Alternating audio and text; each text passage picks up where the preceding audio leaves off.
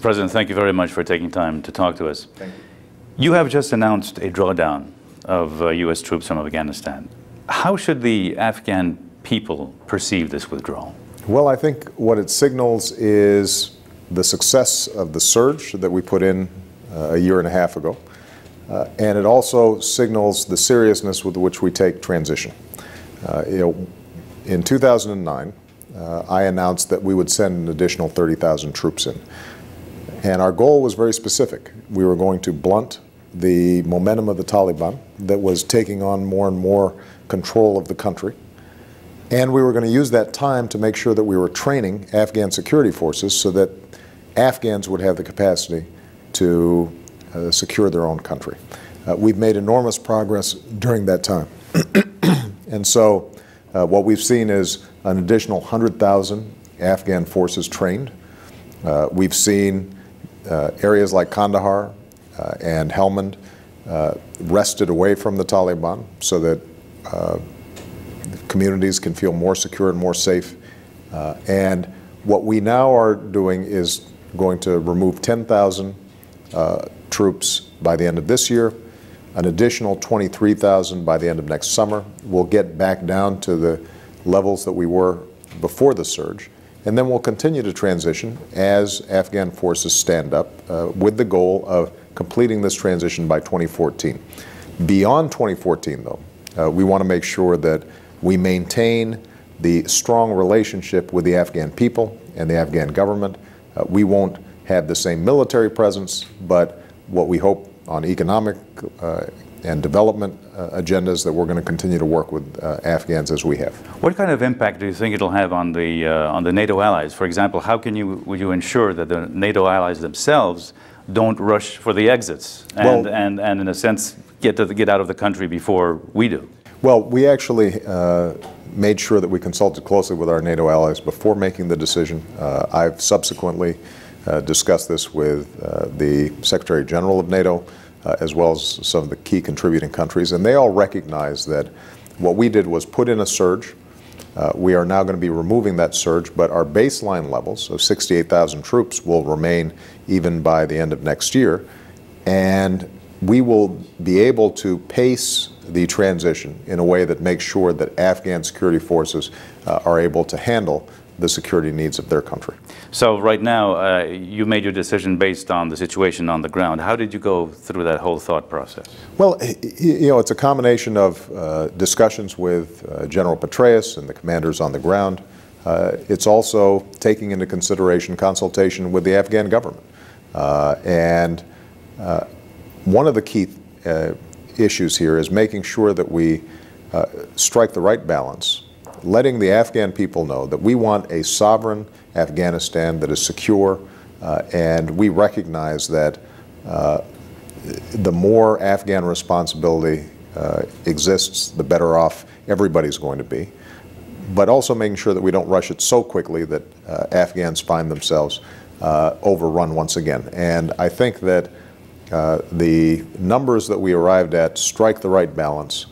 It's consistent with a phased transition process, which allows us to still partner with Afghans. But keep in mind that already there are Afghans out there every day who are fighting the fight, Afghans who are dying on behalf of their country and their freedom and their dignity. And what we want to make sure of is that we continue to be a good partner with that process, but we want to also send a signal to the Afghan people, this is your country ultimately, and you're going to have responsibilities. You mentioned the Afghan government, and President Karzai has been quite critical of the United States and NATO. Are you frustrated by such statements, and what kind of ally has he been? Well, overall, President Karzai, I think, has the same strategic interest that we have, which is a sovereign and secure Afghan government that is able to determine its own destiny, and sees the international community in general and the United States in particular as a strong partner that can support Afghan aspirations. Obviously, there are going to be tensions in a difficult environment where we have a large number of foreign troops inside a country. It is true that there have been times where the tactics on the ground day to day result in tensions, but overall, his interest in making sure that Afghanistan is not a safe haven for terrorists, that there is a adherence to the Afghan Constitution. Those commitments that he's made are ones that are entirely consistent with what I see as U.S. interests. We've talked about the European allies, NATO, and as you know, there is a weariness of war fatigue in Europe. And do you sense the same war fatigue here? And what do you do to take care of such weariness? Well, look, there's no doubt that after almost 10 years of war in Afghanistan, that the toll in terms of lives lost and money spent is going to wear on people. The good news is that we are transitioning from a position of strength. Because of the surge, because of the fact that we were able to blunt the momentum of the Taliban, because of the security gains that we've made and the advances we've seen with Afghan security forces, I think both the American people and all the allies that I talk to want to make sure that we are finishing the job, that we are turning over to the Afghans a secure country that they can sustain. And we want to do so in a cooperative manner that is respectful of Afghan law and Afghan security. But we also want to make sure that we don't abandon a cause that we invested very heavily in. And that was my first question. You don't think that some segments of the Afghan people will see it as abandonment? I don't think so. I mean, keep in mind, we're talking about 10,000 troops by the end of this year, an additional 23,000 by the end of next summer, and we'll still have 68,000 U.S. troops there in addition to all the coalition partner troops. So there's still going to be a substantial presence, but what it does signal is that Afghans are slowly taking more and more responsibility. As you know, reconciliation is a word that is used in Afghanistan. How do you define reconciliation, and what is the U.S. role in that process? And does it support negotiations with at least some elements of the Taliban? What we've said consistently is that there has to be a political settlement to bring about genuine peace in the region. But the terms of that political settlement are important, and we've been very clear in our criteria. We will encourage the Afghans, and we ourselves will talk to anybody, but they are going to have to break ties with al-Qaeda. They're going to have to pledge to abide by the Afghan Constitution, and they'll have to cease violence as a means of bringing about political power. If they take those steps, then I think that there's a strong possibility of creating the kind of political settlement that would finally give Afghans relief from 30 years of war. But it's important that our military efforts continue to support these political efforts, and that means that the Taliban and others understand that they're not simply going to be able to outlast us, that we're going to be in a position to continue to put pressure on them to make sure that they come to the negotiating table with a spirit of observing Afghan constitutional law. Inevitably, when one talks about Afghanistan, one talks about Pakistan. And now that we're beginning the withdrawal from Afghanistan, has the focus now shifted on Pakistan? Well, I think the focus shifted to Pakistan, or at least my view 2 years ago was that you had to look at Afghanistan and Pakistan as part of a similar problem. That border region in which extremist elements had taken control and were providing al-Qaeda safe haven from which to launch attacks into Afghanistan, into Pakistan, and around the world. And so we've sought to strengthen cooperation with Pakistan.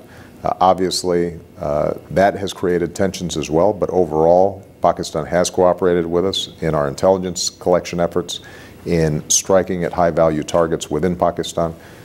We think that no country has suffered more from terrorist attacks than Pakistan. And so this is entirely in their self-interest. And we think that Pakistan has a legitimate role to play as part of the reconciliation process. I know President Karzai in his travels to Islamabad agreed that Pakistan and Afghanistan, along with the United States, should create a core group that can try to discuss how we proceed in this process. But Pakistan has not only a responsibility, but also I think a deep interest in dealing with the terrorist elements that are still in their territory. But it's quite clear that the relationship between the United States and Pakistan has cooled. How do you plan to repair that deteriorating relationship between Islamabad and Washington? Well, I think what's happened is that the relationship has become more honest over time, and that raises some differences that are real. And obviously, the operation to take out Osama bin Laden created additional tensions. But I had always been very clear to Pakistan that if we ever found him and had a shot, that we would take it. We think that if Pakistan recognizes the threat to its sovereignty that comes out of the extremists in its midst, that there's no reason why we can't work cooperatively to make sure that both U.S. security interests, Pakistani security interests, and Afghan security interests converge. Do you think that Pakistan has to play a greater role in against terrorism?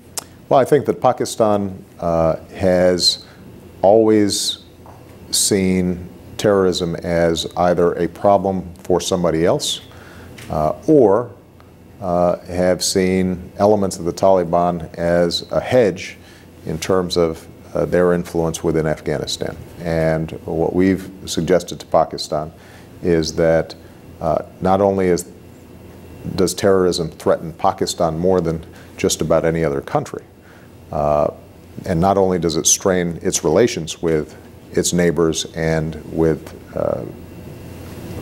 friends like the United States, but that if it is having a direct relationship with the Afghan government that is constructive, that there's no reason for them to see the Taliban as a hedge against Afghanistan. Instead, they should see the Afghan government as a partner that they can work with. Coming back to Afghanistan, do you think that the European allies should do more? Because that has been, as you know, some leitmotif of Secretary Gates, and especially in the last couple of weeks, very critical of what the Europeans and the NATO has been doing. And can they do, or should they do more? Well, I think the sacrifices that that our European allies have made in Afghanistan have been extraordinary. I mean, if you look at the number of British troops who've suffered extraordinary casualties, if you look at the French, the Italians, the Dutch, all of whom have lost significant numbers of lives. If you look at many of the Central and Eastern European states who have substantial numbers, in some ways they're punching above their weight compared to their overall military strength. We've been very impressed with what they've been able to do.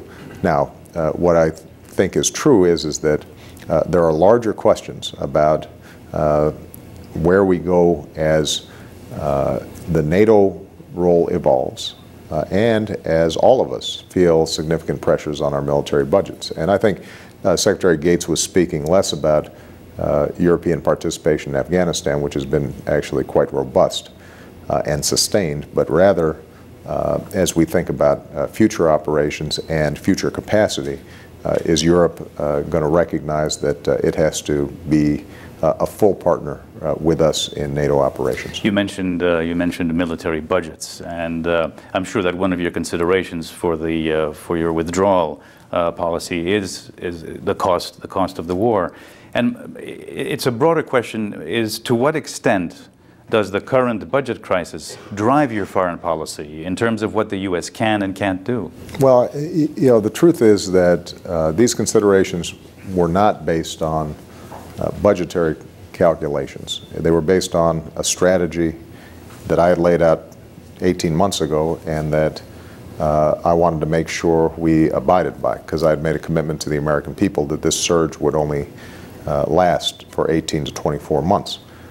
So first and foremost, it was driven by the strategic recognition that the only way for us to have a secure secure Afghanistan over the long term is to make sure that Afghans have capacity and that we can't patrol villages and police their streets. Ultimately, Afghans have to do that. Now, what is no doubt true is that the United States has carried an enormous burden financially from not only the Afghan war but the Iraq war. And one of the arguments that I made in talking to the American people about this drawdown is that our strength, our power, has always been based, first and foremost, on our own economic strength and prosperity. And we have to be more judicious in how we project power. That's good strategy. It's good for our national security. It happens also to be good for our budget. Mr. President, thank you for your time. I really enjoyed it. Thank you.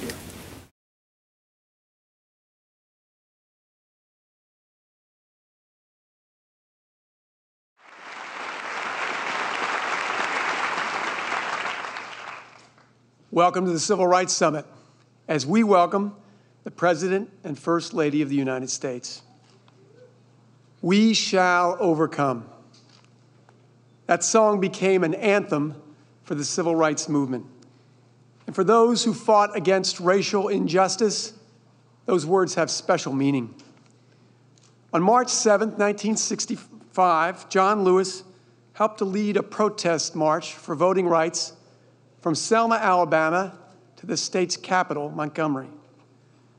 The march was brutally thwarted by Alabama state troopers in a day of infamy that became known as Bloody Sunday. President Lyndon Johnson was never one to let a good crisis go to waste. A week later, he used Bloody Sunday to show the need to pass the Voting Rights Act that he had proposed but that had stalled in the halls of Congress. In a plea before Congress and the nation, he said, "It is all of us who must overcome the crippling legacy of bigotry and injustice, and we shall overcome." John Lewis watched that speech in Selma with his mentor, Dr. Martin Luther King, at his side. As President Johnson said those words, Mr. Lewis saw Dr. King cry for the first time. "We will march from Selma to Montgomery," Dr. King said with tears in his eyes. "The Voting Rights Act will pass." Dr. King and Mr. Lewis made their march from Selma to Montgomery, and President Johnson passed the Voting Rights Act. If we have overcome the crippling legacy of bigotry and injustice, it is largely because of the courage and fortitude of those like Lyndon Johnson, Martin Luther King, and John Lewis. Ladies and gentlemen, please join me in welcoming to this stage Congressman John Lewis.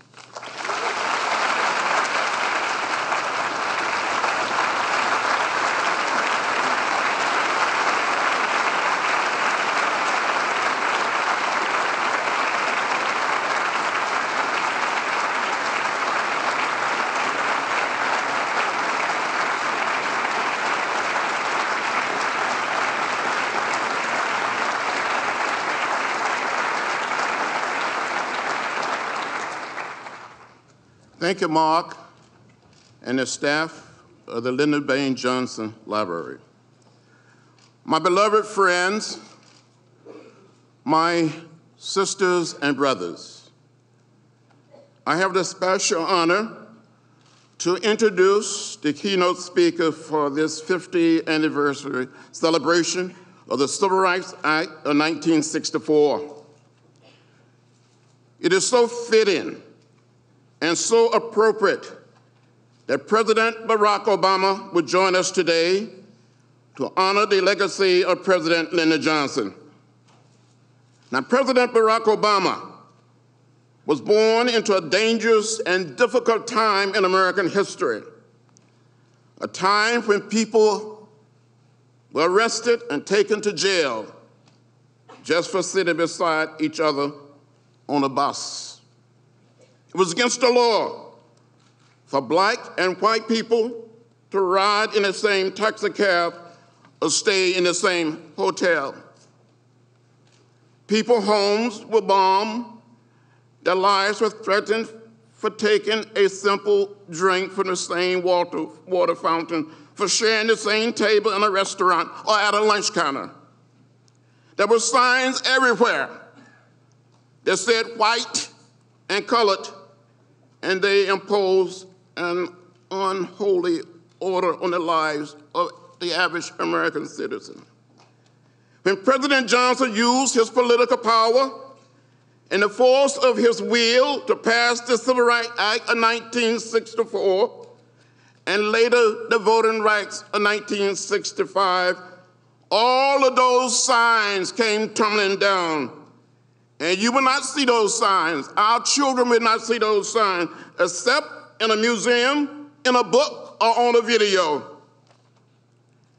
President Lyndon Johnson, this man from Texas, liberated not just a people, but an entire nation from the inhumanity of legalized segregation.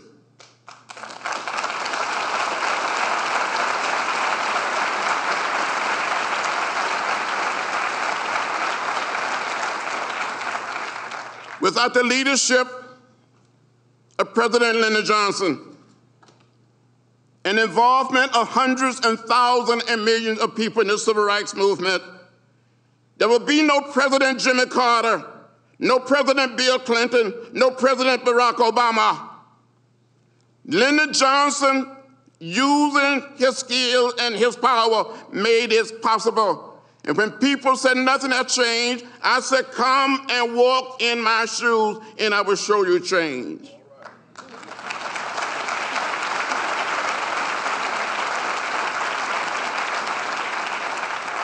When President Barack Obama walked through the doors of the White House, he ushered in a time of great hope, silent prayers, and deep aspiration. As a nation, we felt we may have finally realized the vision President Johnson had for all of us, to live the idea of freedom and eliminate injustice from our beloved country. We used the liberty we gained from Johnson's legacy to elect a man with the raw courage and tenacity to do all he could to make our society a better place and move us closer to the beloved community. I know this man, this president, Barack Obama. He sees the progress we've made as a nation, and that he understands there's much more work to do to redeem the soul of America. And that is why, as president, he has set his shoulders to the plow to bring about meaningful change in America by ending 2 wars and passing comprehensive health care reform. That is said. Thank you, Mr. President.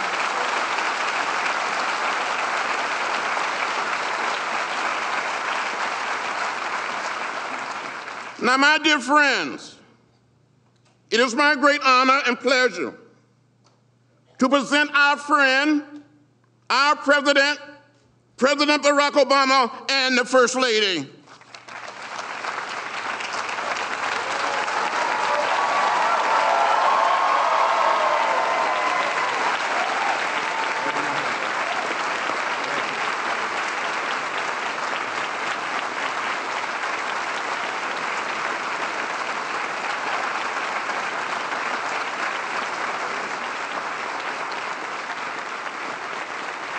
Thank you.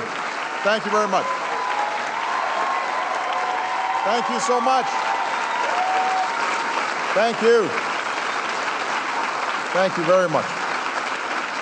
Thank you. Please, please have a seat. Thank you. Thank you very much. Please, please. What a singular honor it is for me to be here today. I want to thank, first and foremost, the Johnson family for giving us this opportunity and the graciousness with which Michelle and I have been received. We came down a little bit late because we were upstairs looking at some of the exhibits and some of the private offices that were used by President Johnson and Ms. Johnson. And Michelle was in particular interested of a recording in which Lady Bird is critiquing President Johnson's performance. And she said, come, you need to listen to this. And she pressed the button and nodded her head. Some things do not change, even 50 years later. To all the members of Congress, the warriors for justice, the elected officials and community leaders who are here today, I want to thank you. 4 days into his sudden presidency, and the night before he would address a joint session of the Congress in which he once served, Lyndon Johnson sat around a table with his closest advisors, preparing his remarks to a shattered and grieving nation. He wanted to call on senators and representatives to pass a civil rights bill, the most sweeping since Reconstruction. And most of his staff counseled him against it. They said it was hopeless, that it would anger powerful Southern Democrats and committee chairmen, that it risked derailing the rest of his domestic agenda. And one particularly bold aide said he did not believe a president should spend his time and power on lost causes, however worthy they might be. To which it is said, President Johnson replied, well, what the hell's the presidency for?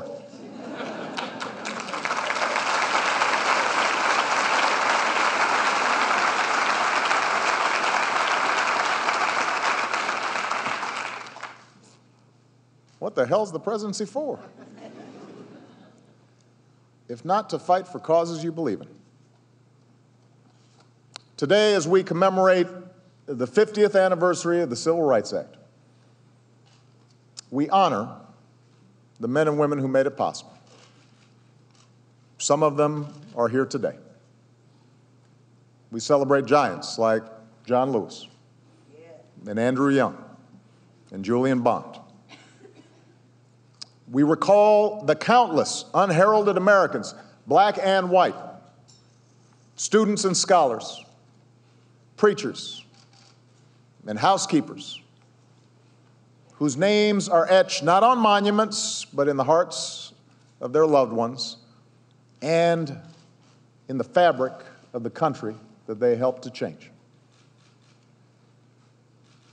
But we also gather here, deep in the heart of the state that shaped him, to recall one giant man's remarkable efforts to make real the promise of our founding. We hold these truths to be self-evident, that all men are created equal. Those of us who've had the singular privilege to hold the office of the presidency know well that progress in this country can be hard and it can be slow, frustrating, and sometimes you're stymied. The office humbles you. You're reminded daily that in this great democracy, you are but a relay swimmer in the currents of history, bound by decisions made by those who came before, reliant on the efforts of those who will follow to fully vindicate your vision. But the presidency also affords a unique opportunity to bend those currents by shaping our laws and by shaping our debates, by working within the confines of the world as it is, but also by reimagining the world as it should be. This was President Johnson's genius. As a master of politics and the legislative process, he grasped, like few others, the power of government to bring about change. LBJ was nothing if not a realist. He was well aware that the law alone isn't enough to change hearts and minds. A full century after Lincoln's time, he said, "Until justice is blind to color, until education is unaware of race, until opportunity is unconcerned with the color of men's skins, emancipation will be a proclamation, but not a fact." He understood laws couldn't accomplish everything, but he also knew that only the law could anchor change and set hearts and minds on a different course. And a lot of Americans needed the law's most basic protections at that time. As Dr. King said at the time, it may be true that the law can't make a man love me, but it can keep him from lynching me. And I think that's pretty important.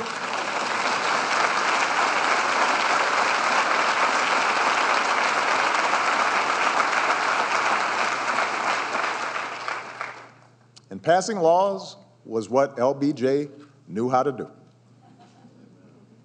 No one knew politics, and no one loved legislating more than President Johnson. He was charming when he needed to be, ruthless when required. He could wear you down with logic and argument. He could horse trade, and he could flatter. "You come with me on this bill," he would reportedly tell a key Republican leader from my home state during the fight for the Civil Rights Bill, "and 200 years from now, school children will know only two names, Abraham Lincoln and Everett Dirksen."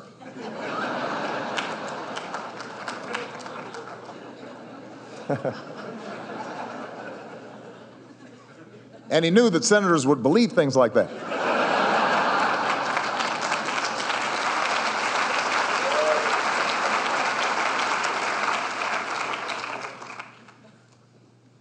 President Johnson liked power.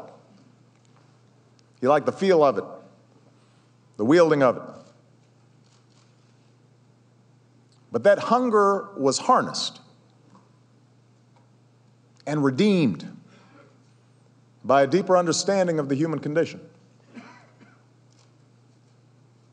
by a sympathy for the underdog, for the downtrodden, for the outcast. And it was a sympathy rooted in his own experience.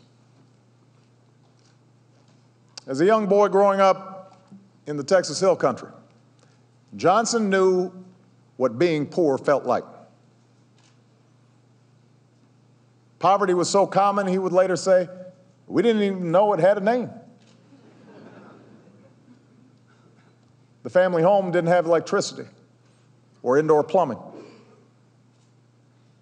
Everybody worked hard, including the children. President Johnson had known the metallic taste of hunger, the feel of a mother's calloused hands, rubbed raw from washing and cleaning and holding the household together. His cousin Ava remembered sweltering days spent on her hands and knees in the cotton fields, with Lyndon whispering beside her, "Boy, there's got to be a better way to make a living than this. There's got to be a better way." It wasn't until years later, when he was teaching at a so-called Mexican school in a tiny town in Texas, that he came to understand how much worse the persistent pain of poverty could be for other races in a Jim Crow South. Oftentimes, his students would show up to class hungry. And when he'd visit their homes, he'd meet fathers who were paid slave wages by the farmers they worked for. Those children were taught, he would later say, that the end of life is in a beet row, a spinach field, or a cotton patch. Deprivation and discrimination, these were not abstractions. to Lyndon Baines Johnson. He knew that poverty and injustice are as inseparable as opportunity and justice are joined. So that was in him from an early age. Now, like any of us, he was not a perfect man. His experiences in rural Texas may have stretched his moral imagination, but he was ambitious, very ambitious. A young man in a hurry to plot his own escape from poverty and to chart his own political career. And in the Jim Crow South, that meant not challenging convention.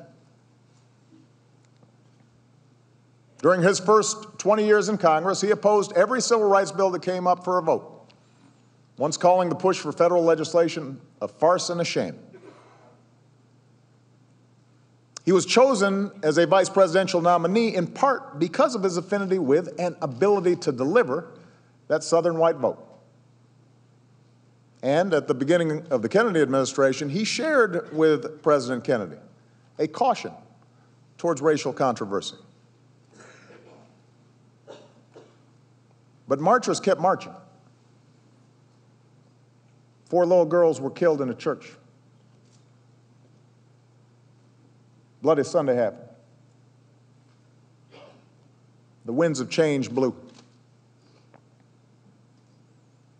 And when the time came, when LBJ stood in the Oval Office, I picture him standing there, taking up the entire door frame, looking out over the South Lawn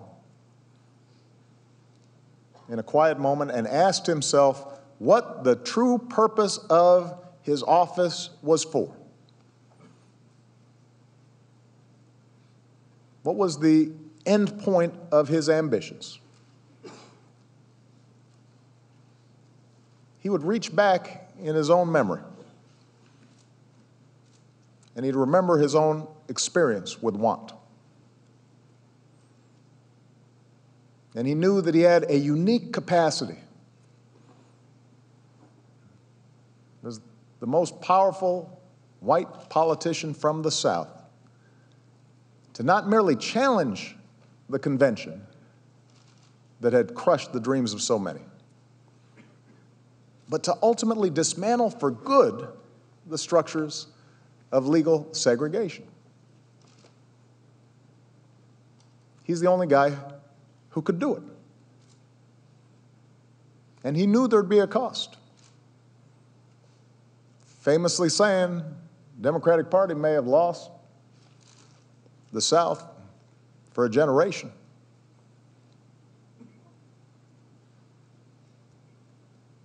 That's what his presidency was for.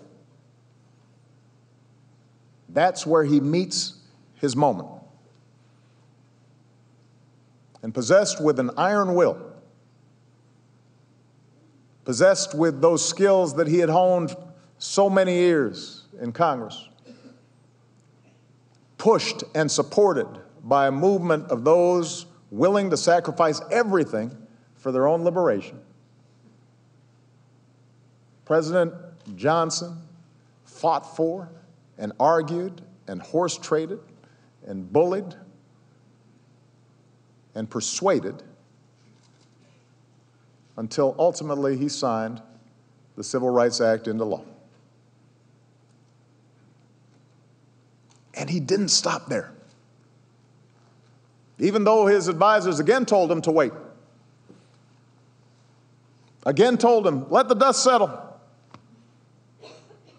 Let the country absorb this momentous decision. He shook them off. The meat in the coconut, as President Johnson would put it, was the Voting Rights Act. So he fought for and passed that as well. Immigration reform came shortly after, and then a Fair Housing Act, and then a health care law that opponents described as socialized medicine that would curtail America's freedom, but ultimately freed millions of seniors from the fear that illness could rob them of dignity and security in their golden years, which we now know today as Medicare.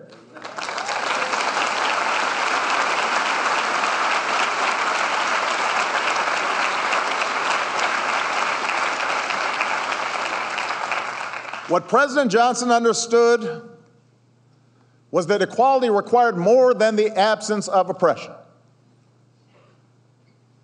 It required the presence of economic opportunity.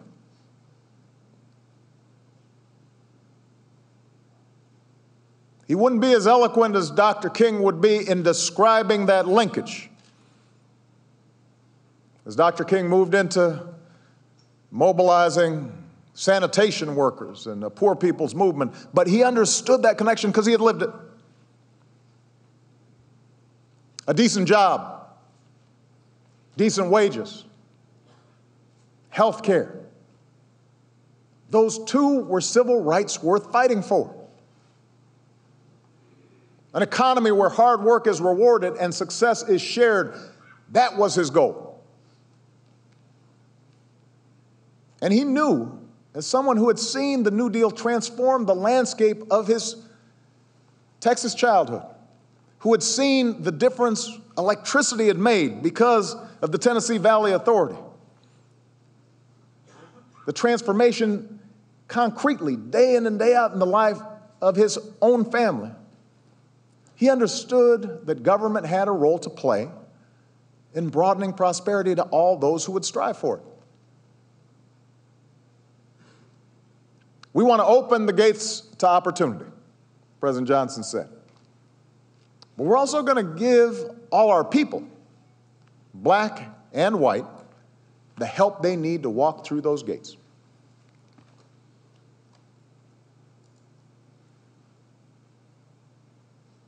Now, some of this sounds familiar. It's because today we remain locked in this same great debate about equality and opportunity, and the role of government in ensuring each. As was true 50 years ago, there are those who dismiss the Great Society as a failed experiment and an encroachment on liberty, who argue the government has become the true source of all that ails us and that poverty is due to the moral failings of those who suffer from it. There are also those who argue, John, that nothing's changed, that racism is so embedded in our DNA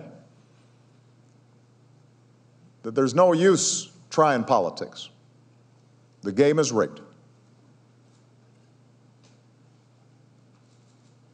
But such theories ignore history. Yes, it's true that despite laws like the Civil Rights Act and the Voting Rights Act and Medicare, our society is still racked with division and poverty.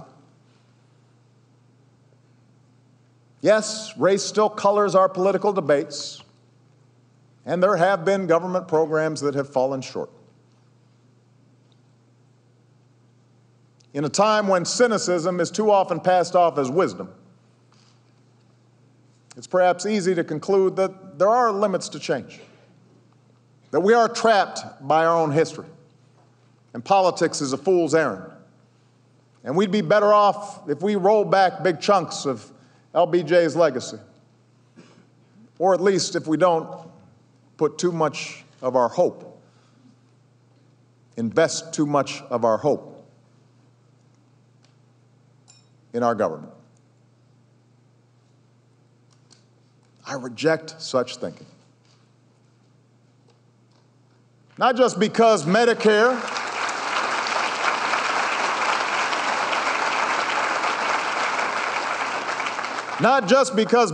and Medicaid have lifted millions from suffering, not just because the poverty rate in this nation would be far worse without food stamps and Head Start and all the Great Society programs that survive to this day. I reject such cynicism because I have lived out the promise of LBJ's efforts, because Michelle has lived out the legacy of those efforts, because my daughters have lived out the legacy of those efforts, because I and millions of my generation were in a position to take the baton that he handed to us. Because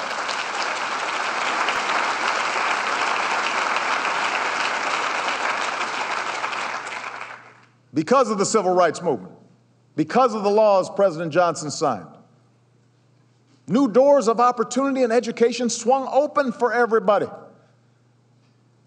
Not all at once, but they swung open.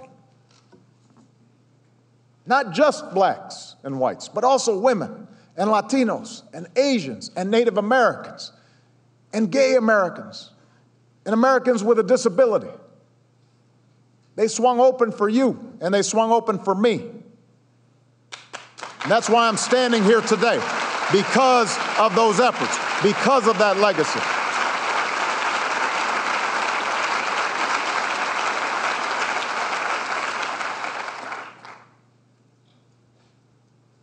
And that means we've got a debt to pay. That means we can't afford to be cynical.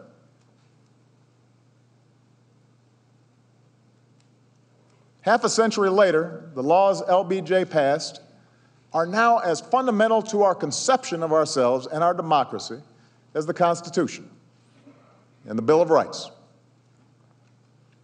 They are foundational, an essential piece of the American character. But we are here today because we know we cannot be complacent.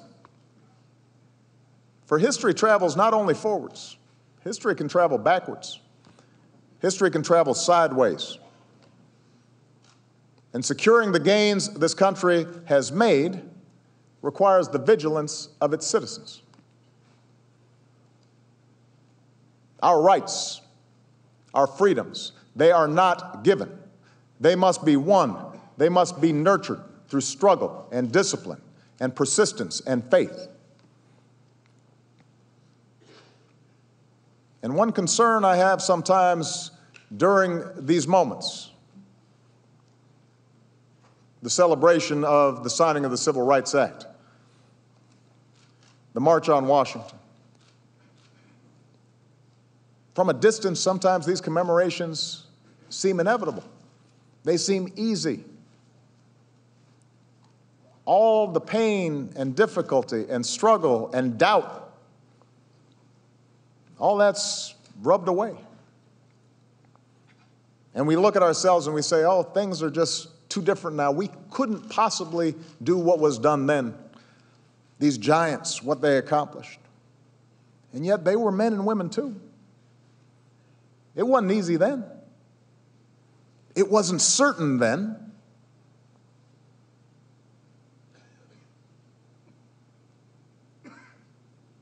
Still, the story of America is a story of progress. However slow, however incomplete, however harshly challenged at each point on our journey, however flawed our leaders, however many times we have to take a quarter of a loaf or half a loaf, the story of America is a story of progress. And that's true because of men like President Lyndon Baines Johnson.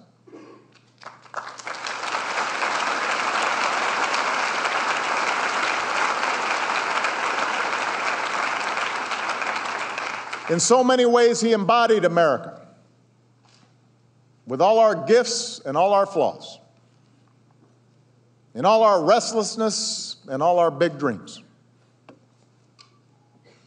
This man, born into poverty, weaned in a world full of racial hatred, somehow found within himself the ability to connect his experience with the brown child in a small Texas town, the white child in Appalachia, the black child in Watts. as powerful as he became in that Oval Office, he understood them. He understood what it meant to be on the outside. And he believed that their plight was his plight too, that his freedom ultimately was wrapped up in theirs, and that making their lives better was what the hell the presidency was for.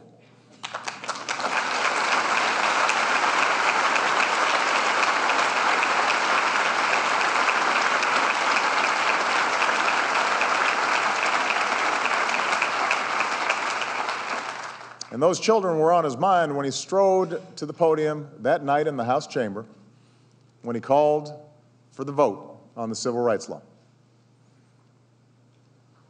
It never occurred to me, he said, in my fondest dreams that I might have the chance to help the sons and daughters of those students that he had taught so many years ago, and to help people like them all over this country. But now I do have that chance. And I'll let you in on a secret. I mean to use it. And I hope that you will use it with me.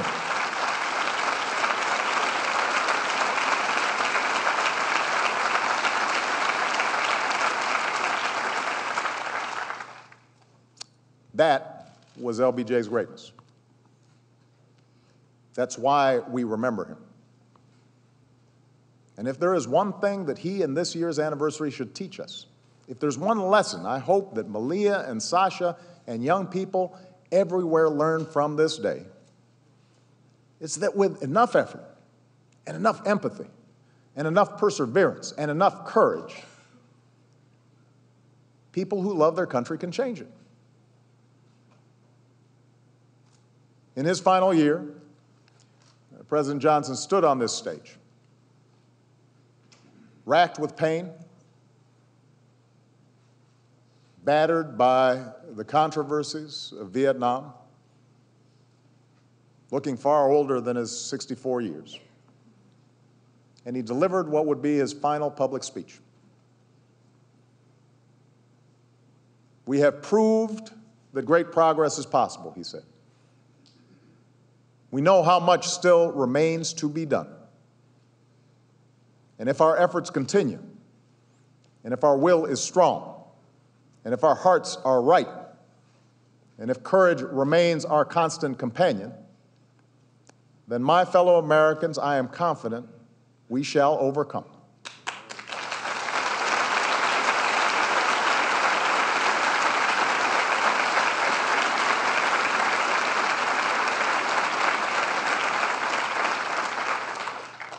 We shall overcome.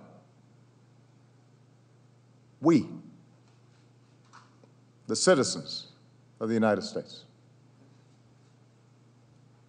Like Dr. King, like Abraham Lincoln, like countless citizens who have driven this country inexorably forward, President Johnson knew that ours, in the end, is a story of optimism, a story of achievement and constant striving that is unique upon this earth.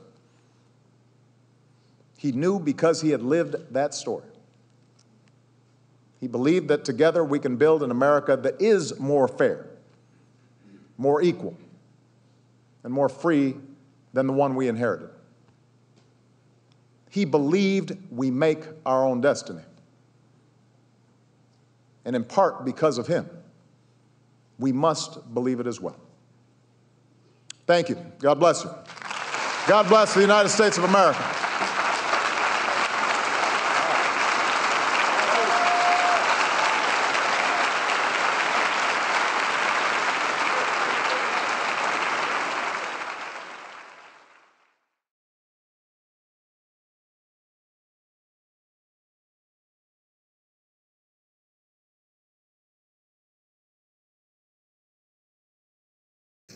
With respect to Greece, I think that not only our G7 partners, but the IMF and other institutions that were represented here feel a sense of urgency in finding a path to resolve the situation there. And what it's going to require is Greece being serious about making some important reforms, not only to satisfy creditors, but more importantly to create a platform whereby the Greek economy can start growing again and prosper. And so the Greeks are going to have to follow through and make some tough political choices that will be good for the long term. I also think it's going to be important for the international community and the international financial agencies to recognize the extraordinary challenges that Greece face. And if both sides are showing sufficient flexibility, then I think we can get this problem resolved. But it will require some tough decisions for all involved, and we will continue to consult with all the parties involved to try to encourage that kind of outcome. Are you confident it'll happen before the deadline? I think that everybody wants to make it happen, and they're working hard las to get it. palabras del presidente de Estados Unidos, señor Barack Obama. A continuación, se procederá a las preguntas de los medios de comunicación. Les recordamos que solo se permitirán 3 preguntas, las cuales han sido distribuidas en un medio chileno, un estadounidense y uno de la prensa internacional.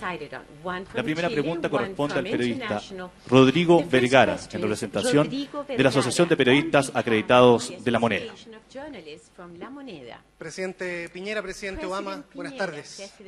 Presidente Obama, usted ha destacado el manejo económico de Chile en su última intervención, incluso su liderazgo en la región, esas fueron sus palabras, incluso su exitosa transición a la democracia en los difíciles años de la década del 90. Sin embargo, en Chile, presidente Obama, todavía hay algunas heridas abiertas de la dictadura del general Pinochet.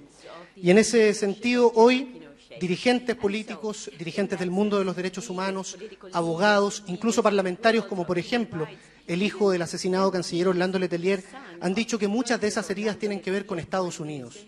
Se lo pregunto derechamente, la justicia hoy está investigando casos emblemáticos como el caso Allende, como el caso de la muerte del presidente Eduardo Frei Montalva.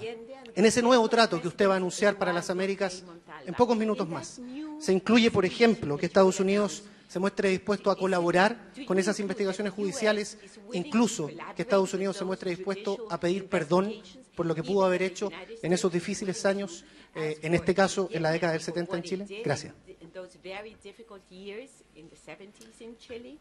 Well, on the specific question of how we can work with the Chilean government, any requests that are made by Chile to obtain more information about the past, mayor información sobre el pasado es algo que ciertamente vamos a considerar y quisiéramos cooperar en lo posible. Creo que es muy importante para todos saber cuál es nuestra historia. Y evidentemente, la historia de las relaciones entre los Estados Unidos y Latinoamérica a veces han sido extremadamente difíciles. Creo que es importante, sin embargo, incluso al comprender nuestra historia y lograr mayor claridad sobre la misma, que no nos quedemos atrapados por la historia. Y el hecho es que en los últimos 2 decenios hemos visto un extraordinario progreso aquí en Chile. Y no ha sido impedido por los Estados Unidos, sino que ha sido plenamente apoyado por los Estados Unidos. De modo que no puedo hablarle de todas las políticas del pasado, pero sí puedo hablar de las del presente y del futuro. Y como presidente de los Estados Unidos, lo que sí sé es que nuestra dedicación firme a la democracia, a erradicar la pobreza, al desarrollo pleno de amplio apoyo social, apoyan los fuertes y robustos mercados que se han desarrollado aquí en Chile y el trabajo, la labor del presidente Piñera y de la presidenta Bachelet, todo lo que ellos han logrado por transformar la situación económica en Chile, todas estas son cosas que los Estados Unidos apoyan plenamente. Una vez más, es importante que aprendamos de la historia, que comprendamos la historia, pero que no nos quedemos atrapados por la historia, porque hay muchos desafíos. Ahora, y aún más importante que eso, tendremos muchos desafíos en el futuro que tratar.